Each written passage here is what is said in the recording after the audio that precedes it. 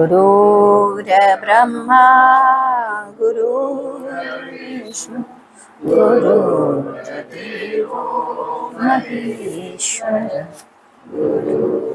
साक्षात् परं ब्रह्म तस्मै श्री गुरुवे नमः।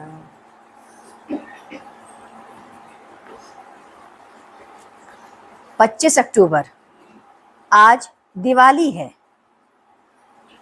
हम सब हनुमान स्वामी का जन्मदिन भी मनाएंगे। हम चारों प्रातः गुरु स्थल पर पहुंच गए। उसी समय वंदना और विजय भी आए। हम लोगों ने गुरुदेव की वंदना की, माल्यार्पण करना। गुरुदेव पीले रंग का गोटा लगा हुआ चादर लपेटे हुए थे और लाल गमछा पहने थे। एकदम हनुमान स्वामी लग रहे थे। परंतु गुरुदेव ने कहा, पहले तुम लोग तुलसी घाट जाओ, वहां हनुमान जी भी पूजा करो, आराधना करो और तब यहाँ आओ। हम सब लोग गुरुदेव को भी हनुमान स्वामी मानते हैं। इसके अलावा अब और किसी की पूजा और वंदन हम नहीं चाहते। हमारे गुरुदेव में सभी देवताओं का वास है, परंतु उनके बारंबार कहने पर हम और विजय परिवार सहित चल दिए। केवल गुंजन और सोनू उनके पास रुक गए। बाद में बाबू और शिखा भी आए। उन्हें भी गुरुदेव ने दर्शन हेतु भेज दिया। अतएव हम तीनों लोग सपरिवार हनुमान स्वामी का दर्शन करने तुलसी घाट गए। वहां हनुमान जी की पूजा और वंदन किया। उसके बाद एक माला हनुमते नमः और लक्ष्मी मंत्र का जप किए, भोग लगाया गया, आरती की और पुनः ऊपर जाकर राम मंदिर में राम जी का दर्शन किए। राम रक्षा स्तोत्र का पाठ किए। भगवान राम की आरती करके हम लोग वापस आए। गुरुदेव की आरती और वंदना की गई। हनुमान चालीसा का पाठ उनके सम्मुख बैठकर किया गया। पूरे शरीर पे माला उन्हें हम लोगों ने पहनाया। हमारे गुरुदेव साक्षात देव मूर्ति की तरह चमक रहे थे। हनुमान स्वामी का दर्शन हम लोगों को साक्षात ही प्राप्त हो रहा था। सायंकाल अनिल का हवन हुआ। हवन के पहले गोष्ठी में पुरुषों को गुरुदेव ने लुंगी और गंजी ही वे लोग उसे ही पहनकर हवन में बैठे। हवन समाप्त होने पर लक्ष्मी जी का पूजन प्रारंभ हुआ, जो 8 बजे जाकर के समाप्त हुआ। इसके बाद महिलाओं ने पूरा गुरु स्थल दीपमालाओं से सजा दिया। पूजा के कमरे के सामने मिट्टी पर फूलमाला से अष्टदल कमल बनाया गया। उस पर दीपक रखा। 7 महिलाएं हाथ में थाली और दीप लेकर 108 सजाकर गुरुदेव की आरती की उस स्थान पर की गई। कितना अद्भुत और भावपूर्ण दृश्य लग रहा था। चारों तरफ दीपक ही दीपक था और बीच में एक कुर्सी पर गुरुदेव। आरती उन्हीं की जा रही थी। कभी किसी भी बीच में वंदना करती, कभी कोई करता। सभी आंखें बंद करके अपने प्रिय के उस स्वरूप को अंदर बसाने की कोशिश में लगे थे। रात्रि 9 बजे तक गुरुदेव ने सभी को घर वापस भेज दिया। मैं और उषा भी वापस 10 बजे तक घर आ गए।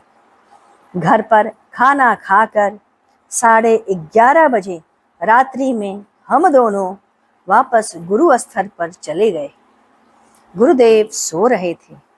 रात्रि के 12 बजे से 2:28 तक सिद्धि रात्रि का समय था, जिसमें हम लोगों को मंत्र जप करना था। सभी नियमित पुरुष और महिलाओं में शिखा, वंदना, उषा जो भी थी, रात्रि में 2:28 तक मंत्र जप करती रही। उसके बाद पुरुष वर्गों में जैसे जयराम, बलराम, बाबू, विजय, पंकज, प्रसून, अशोक शिवपुर और मैं इन लोगों ने जप किया। 2:28 के बाद मां अन्नपूर्णा का दर्शन करने गए। स्वर्ण मूर्ति मां अन्नपूर्णा का आज के ही दिन दर्शन होता है। दर्शन करने के बाद एक माला मंत्र जप किया गया और पुनः हम सब वापस आए। गुरु स्थल पर महिलाओं का हवन चल रहा था। हवन समाप्त हुआ, प्रसाद वितरित हुआ। सभी लोग अपने अपने घर की तरफ प्रस्थान किए। मैं पुनः 3 बजे तक गुरु स्थल पर पहुंच गया। सायंकाल को चूड़ा और सिंघारा आलू मिला करके बनाया गया, जो जलपान हुआ। रात्रि में चावल, दाल, रोटी और सब्जी बनी। भगवान को भोग लगा और हम सब प्रसाद अन्नकूट का प्राप्त किए। इसके पश्चात 27 अक्टूबर सन 1992 आज पुरुष वर्ग का 5 दिन के बाद हवन का समापन हुआ। प्रसाद का वितरण हुआ। आज सायंकाल गुरुदेव 10 दिन के लिए बाहर जाने वाले हैं। सभी का मन उदास है। गुरुदेव सभी को स्थल पर नियमित आने तथा भगवत चिंतन में मन लगाए रखने के लिए बार बार उपदेश दे रहे हैं। उन्होंने कहा, दुष्टों का संगत कभी मत करना। यदि तुम्हारे मित्र हैं, बहुत सचरित्र है, सात्विक प्रकृति के हैं, लेकिन यदि उनमें कोई बुरी लत दिखाई पड़ गई तो उससे एकदम दूर हट जाओ, उसका साथ छोड़ दो। तुम्हारा अच्छा मित्र है, तुमसे कहता है यार चलो एक आध घूंट पी लो, तो समझ लो उसका चरित्र गिर चुका है। यदि वह पराई स्त्री पर बुरी नजर रखता है, किसी के धन को हड़पने की प्रवृत्ति उसमें पड़ जाती है, कोई लत लग गई, जैसे शराब पीने की लग गई, भले ही वह अच्छा मित्र है, किंतु उसका साथ छोड़ देना चाहिए। वर्षों से बनाया गया अच्छा संस्कार एक पल मात्र में नष्ट हो सकता है, लेकिन ऊंचाई पर पहुंचने पर शायद वक्त भी कम हो, उम्र बीत जाएगी। आप घर की ओर जा रहे हैं, अचानक आपका विचार आया, एक पल के लिए अमुक मित्र से मिल लें। आप उससे मिलने गए। उसने कहा आओ एक एक हाथ हो जाए। आप नहीं चाहते हुए, परंतु उसके कहने पर हम लोग जो खेलते हैं वह खेलने लग जाएं। आजकल तो दिवाली का समय है और आप इनकार न कर पाएं, दोस्तों के साथ खेलने बैठ जाएं।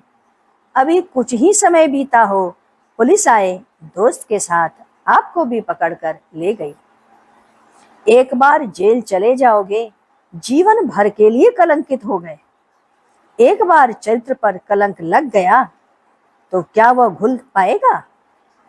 गिरने में वक्त नहीं लगता, उसके लिए तो एक पल ही काफी है। आज प्रातः अनिल के वहां कुलवंत अपने किसी रिश्तेदार विनोद के साथ आए थे। गुरुदेव ने विनोद से पूछना शुरू कर दिया, बच्चे की तबीयत कैसी है? उसने कहा ठीक नहीं है, जब से पैदा हुआ है बीमार ही है। गुरुदेव ने उससे कुछ प्रश्न और पूछने लगे। उसने उन सब का सकारात्मक जवाब दिया। जैसे गुरुदेव ने पूछा, बच्चा चौंकता है? उत्तर हाँ। घर के बाहर रहने पर उसकी तबीयत ठीक रहती है? उत्तर हाँ। घर में आते ही पुनः स्वास्थ्य बिगड़ जाता है? उत्तर हाँ। अन्य और भी बहुत से प्रश्न पूछे। गुरुदेव ने कहा, बच्चे पर टोटका किया गया है। कोई पास का ही संबंधी है जिसको शादी के 3-4 साल बीत गए, उसे बच्चा भी नहीं हो रहा था, उसके द्वारा बच्चे पर टोटका किया गया है। आप उसका पता लगाइए। बच्चे के 12 दिन के भीतर दो महिलाएं मिलने आई थीं और उनमें से किसी ने 3-4 वर्षों से उन्हें बच्चा नहीं हो रहा था। यदि पता चल जाए तो उस महिला को अपने घर बुलाकर भोजन कराएं और बिना नमक की सब्जी उसे परोस करके खिलाती जाएं। खाते ही वह यदि कुछ नहीं कहेगी तो नमक मत देना, और यदि खाना खा ले तो बस उस टोटके का असर खत्म हो जाएगा।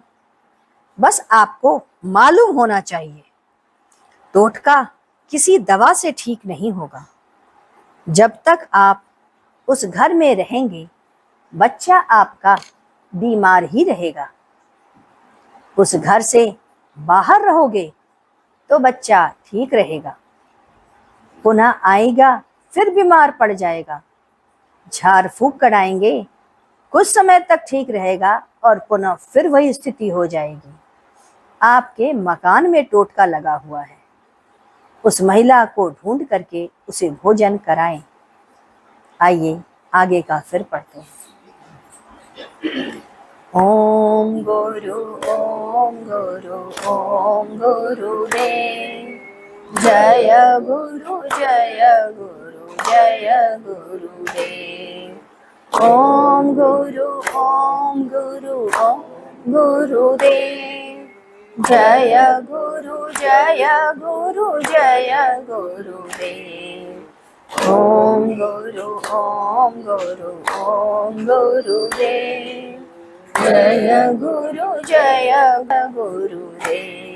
ओम गुरु गुरुदेव, जय गुरु गुरुदेव।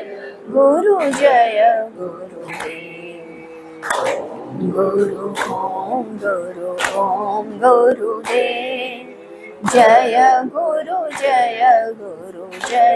गुरुदेव। ओम गुरु गुरुदेव, जय गुरु गुरुदेव। ओम गुरु गुरुदेव, जय गुरु गुरुदेव। बोलिए सद्गुरुदेव की जय। सद्गुरु तुम्हें शत शत नमन, सद्गुरु तुम्हें शत शत नमन, सद्गुरु तुम्हें शत शत